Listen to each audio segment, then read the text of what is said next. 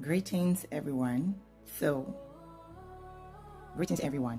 So, speaking on men can be convincing, and it can be both a compliment. It's a compliment, as a matter of fact, but depends on who's affected by that convincing.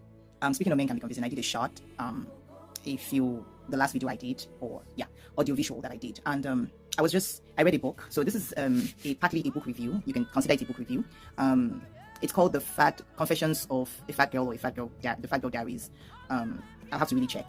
The name of the author is Adesuwa Nwokedi. The Oman is O apostrophe man, then Nwokedi, Nwodeki, Nwokedi. Adesuwa Nwokedi.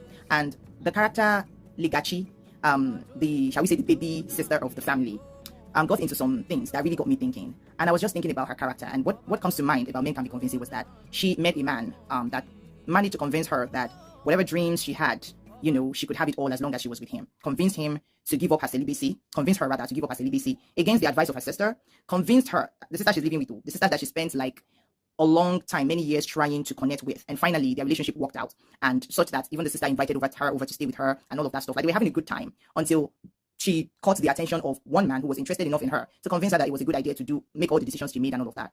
And at some point, all of that just did not make the guy look like a good man, because he was just a complicated mess. And he managed to convince this girl, whose life was not complicated, to pitch with him, to, give up her celibacy card with him, convince her that he was going to marry her. Probably he was going to. But I think that what I'm looking at here is that this girl was highly intelligent, had the brains, could work. In fact, her sister had great plans for her, like, oh, my sister is going to work in oil and gas and stuff like that.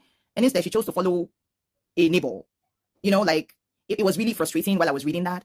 And what I just thought was that, this is not the power of a woman right now, it's the power of a man to convince a woman to drop her dreams. And at some point, she was ready to cut her losses. But guess what? This man showed up to her family house saying he wanted to marry her. And you know how it is. And what I was now looking at was like, what convinced her to change her mind again?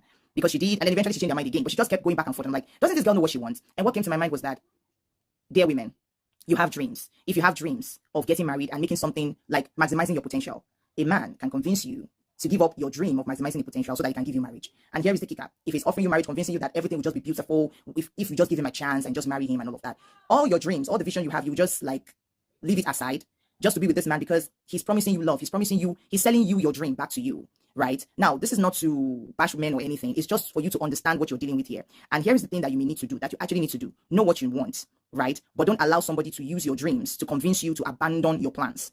If somebody wants to be in your life, they really want to be in your life and they really love you, they would see what they can do to fit into your life, not try to get you to fit into theirs by dangling a portion of your dream in front of you, as if to say, why go for this when you can have that? Can't you have it all, at least at your own pace and time? So be careful. Hold on to your convictions. Hold on to your principles.